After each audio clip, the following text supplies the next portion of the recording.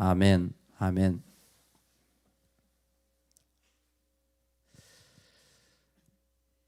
이것은 말씀이다라는 제목으로 같이 신명기의 말씀을 나누기를 원합니다. 하나님 왜 신명기를 주셨을까요? 묻는다면 선명한 한 가지가 있습니다. 여러분, 사람은 말씀이 필요합니다. 사람은요, 어떤 조건이 아니라 말씀이 나의 경계가 되어져야 돼요. 이 부분을 잘 기억하십시오. 신명기의 별명이 뭐냐면 The Book of Boundary의 경계의 책이에요. 원래 신명기라는 말씀은 반복하여 설명하다라는 거예요. 즉 모세가 율법을 해석한 주석서입니다. 이게 바로 주석이에요. 그 율법의 토라에 대한 주석인데 신명기를 왜 주셨냐 묻는다면 너희들 경계가 필요하기 때문이다. 아니 이전에 경계를 주셨잖아요. 땅에 대한 경계. 그게 너희들보다 더 중요하게 너희들에게 그 땅의 경계보다 더 중요한 게 너희 영혼의 경계가 있어져야 된다. 너희 영혼의 경계는 다른 게 아니야. 말씀이 달려져야 돼. 모세가 이스라엘 무리에게 선포한 말씀이니라. 그래서 1절이 이렇게 시작돼요. 이 성경은 사실 인언이라고 되어 있는데 이것들은 이라는 말씀이 좋아요. 근데 우리나라 어가문으로 이것들이라는 게 좀 표현이 그렇죠. 근데 신명기 전체는 이라는 거예요. 이 전체는 하나님이 이스라엘에게 주신 말씀이라고 선언하는 겁니다. 왜? 지금 이스라엘 백성에게 제일 중요하게 여기는 하나님의 마음이 뭐냐면 경계를 세워라. 너희 영혼의 경계가 바로 너희를 살게 한다라는 거예요. 여기 우리 에스크 카페에서 일주일에 한 번씩 이제 북클럽이 이제 계속 성장하고 있는데 이제는 꽤 많이 공부를 하고 있습니다. 아주 치열하게 열심히 하고 있는데 그러던 중에 얼마 전부터 저희들이 하나 더 하는 게 뭐냐면 목회자들이 모여서 주일날 설교한 걸 나눠요. 재밌죠? 목사님 무슨 설교하셨어요? 이 설교하다. 아 그렇구나. 이 설교. 목회자들끼리 이해해 주시기 바랍니다. 말씀으로 들어야 되는데 또 그걸 또 다시 한번 들을 때는 왜 그렇게 하셨어요? 막 웃기네. 막 이렇게 친하니까 이렇게도 얘기합니다. 어쨌든 근데 제가 놀라운 걸 발견했어요. 한 교회가 아니라 4교회, 5교회 메시지를 다 같이 듣는 거예요. 그래서 짧게 요약해서 그래서 이 본문을 이렇게 설명했습니다. 목사님들이 은혜가 되는 거예요. 그냥 설교를 한 게 아니라 그냥 말씀을 이렇게 전했습니다. 이렇게 다 각자 발표하는 거예요. 근데 어제 그 수요일에도 한 분이 2분이나 그랬어요. 지난주에 그때 들었던 그 메시지가 마음을 너무 울렸다는 거예요. 너무 울려가지고 낙담이 됐었는데 그래 하나님이 그래서 날 이 자리에 세우셨지. 그거 붙잡았다는 거예요. 아니 무슨 설교를 한 것도 예배를 드린 것도 아니고 그냥 말씀을 그대로 설명했는데 또 한 분이 그러시는 거예요. 그때 그 얘기를 이렇게 목사님 해주셨는데 그 얘기가 또 나한테 제가 정말 목사님이든 성도님이든 말씀이 그 영혼을 세우는구나. 말씀이 필요하구나. 그 말씀이 들려지니까 살아나는구나. 말씀이 들려지니까 은혜가 임하구나. 정말 말씀이 그 가운데 얼마나 능력이 있나라는 것을 다시 한번 듣게 되었습니다. 한쪽은 적대적인 사람이 있어요. 늘 그런 사람이 있어요. 늘 찌르려고 준비되어 있는 사람이 있어요. 그냥 아주 그냥 뭔가 걸고 문제를 하는. 그래서 뭔가 늘 마음에 안 드는 일들이 있는 사람들이 있어요. 참 안타깝죠. 평생을 그렇게 사시는 거예요. 근데 또 한쪽에는 또 감당할 수 없는 유혹들이 있어요. 찌르는 건 아니지만 아예 나를 그냥 완전히 무장해제시키고 정신을 못 차리게 만들고 그냥 그게 쑥 빠져버리게 만드는 유혹들이 있습니다. 이 2가지가 가나안 땅이에요. 사실 약속의 땅이지만 그 땅에는 나를 찌르는 일들이 있고 한쪽에는 또 풍성하여 매혹해 하고 유혹해 하는 이 우상의 일들이 있는 곳이 그 땅에 그들이 설 수 있는 흔들리지 않는 한 가지가 있다면 유일하신 하나님을 의지하는 것입니다. 유일하신 하나님이에요. 유일하신 하나님이라는 것은 가나안 땅은 신이 많아요. 그런데 이스라엘은 처지가 어떤 처지냐면 나한테는 옵션이 하나밖에 없다라는 거예요. 사람들은 다 이렇게 저렇게 말하지만 나는 어떻게 하냐면 나는 하나님 말씀한 것 그거 따라간다라는 의미에서 유일한 하나님이에요. 문화적으로나 심정적으로나 내가 결정한 이유나 내가 살아가는 삶의 자리에서 심지어 나도 이제는 살아왔던 자리에서 빠져나와서 새로운 길로 들어갈 때에 여러분 유일한 하나님이라는 것은 알아야 된다는 겁니다. 이게 우리의 목적이 보존되어야 한다는 것으로 설명할 수 있습니다. 내가 광야에서 나와서 지금 가나안 땅에 들어가잖아요. 이건 출애굽해서 광야로 들어가는 것만큼 충격적인 이야기입니다. 그래서 모세가 이스라엘 백성에게 하는 말이 무엇이냐면 너희가 광야에 지낸 지가 오래되었으니 라는 말을 하는 거예요. 왜? 우리도 모르게 40년 광야 생활하면 나는 광야 생활하는 사람으로 만들어지기 쉬운 거예요. 그 생활이 젖어 있었으니까 그곳에 그냥 그렇게 살았으니까 그래서 나에게서 빠져나오는 게 결코 쉽지 않습니다. 방법은 하나밖에 없어요. 유일한 하나님을 붙잡는 거예요. 그래서 끝까지 유일한 하나님에 대한 이야기가 신명기 말씀이에요. 어떻게 적대적인 사람을 이기냐고요?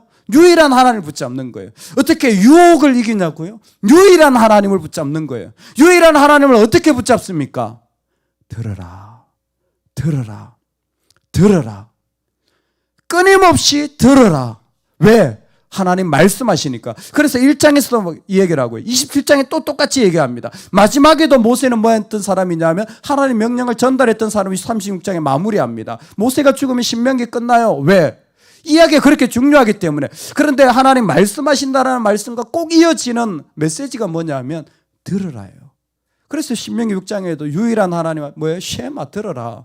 이스라엘 백성에게 하나님 말씀하신 너희들은 뭐하라? 들어라. 하나님의 백성들아 들어라. 의외로 하나님 앞에 나아갈 때에 그 하나님의 말씀을 듣는 일들이 대단히 중요해요. 제가 얼마 전에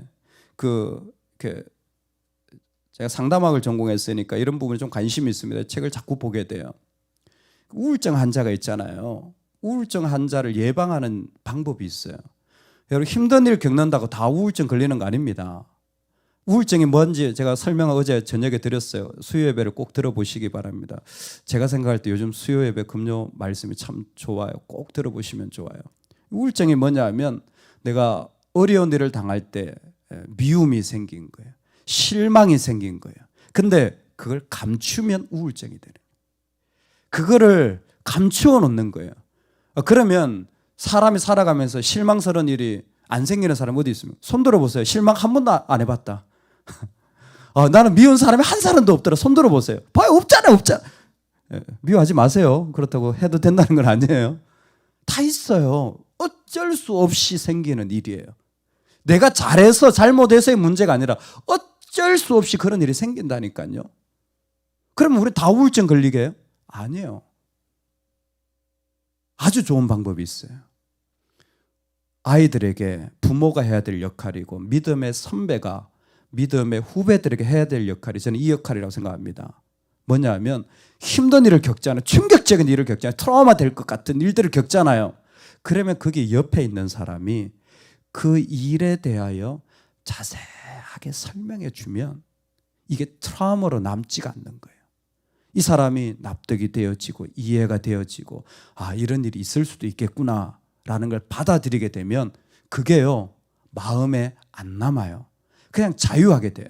그런 일이 그게 아무리 충격적인 일이라도 그 일들이 진행되어지면 괜찮아요. 근데 이 사람이 그런 과정을 거치지 않으면 자기만의 세계를 만들어 버리는 거예요. 자기만의 짐을 스스로 만드는 거예요. 누가 그렇게 만들어 준 게 아니에요. 그 안에 그냥 그게 나한테 상처로 자기가 점점 더 키워가요. 여러분 이게 믿음의 가장 큰 축복입니다. 정말 하나님을 믿는 사람은 우울증이 없어요. 왜요? 하나님을 듣기 때문이에요. 신명기가 그 얘기예요. 하나님을 자세하게 해석해 주는 거예요. 하나님 설명해 주는 겁니다. 하나님 계속 이야기해 주는 거예요. 왜? 들으라고. 하나님을 들으면 내 안에 있는 모든 짐들이, 내 안에 있는 모든 어려움들이 해결되어지는 거예요. 부모가요, 아이들이 당하는 어려움들이 얼마나 많습니까? 그럴 때 왜 그렇게 했어? 이게 아니라 계속 설명해 주니까. 설명 한 번 해서는 안 돼요. 그 아이가 거기서 자유할 때까지 설명해 주는 거예요. 인생에 이런 일이 생길 수도 있고, 특별히 믿음의 가치관을 가지고, 성경적인 가치를 가지고 믿음의 선배들이요, 후배들한테 계속 가르쳐 줘야 돼요. 나이가 많아서 선배가 아니에요. 믿음이 없는 사람을 향하여서, 하나님을 생각하지 못하는 사람들을 향하여서 뭐예요? 계속 하나님에 대한 이야기를 해주는 겁니다. 그러면 그 상황들이 납득이 되어져서 짐이 아니라니까요. 바로 지금 신명기가 그와 같은 일들을 하고 있는 겁니다. 하나님이 그 가운데서 우리를 초청하시는 거예요. 모세가 선포한 말씀이니라 라는 것을 통하여 이제는 이스라엘 백성이 유일한 하나님을 부여잡기를 소망하는 겁니다. 할렐루야. 이 땅에서 우리가 가지고 살아가는 목적은 유일한 하나님이에요. 그런데 여러분 잘 기억하십시오. 저를 한 번만 보시기 바랍니다. 하나님이, 어떤 사람은 여기에 있어요. 유일한 하나님이 있는데 하나님이 여기에 있어요. 어떤 사람은 여기에 있어요. 여기에 있는 사람은 하나님이 거의 미미하게 영향을 미쳐요. 여기에 있는 사람은 하나님이 이럴 수도 있고 저럴 수도 있어요. 이럴 수도 있고 내 상황으로 가요. 또 하나님 말하면 이렇게 또 한번 씩 갑니다. 유일한 하나님이라고 할 땐 여기 있어야 돼요. 내 수준에 있으면 안 되는 거예요. 여기 있어야 되는 거예요. 이걸 가리켜서 권위라고 말하는 겁니다. 하나님이 유일한 하나님이라고 말씀하실 때는 하나님이 여기 있는 거예요. 그리고 나는 그 밑에 있는 거예요.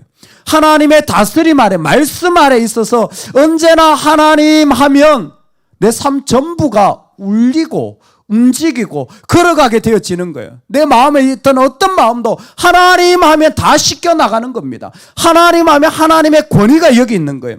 왜 하나님이 이렇게 유일한 하나님에 대한 강조를 하십니까? 예, 이것은 하나님이 그 땅 가운데서 그들이 하나님의 권위를 상실하면, 하나님이 이 위치에 있지 않으면 그들이 살아가는 땅에서 살아갈 방법이 없기 때문이에요.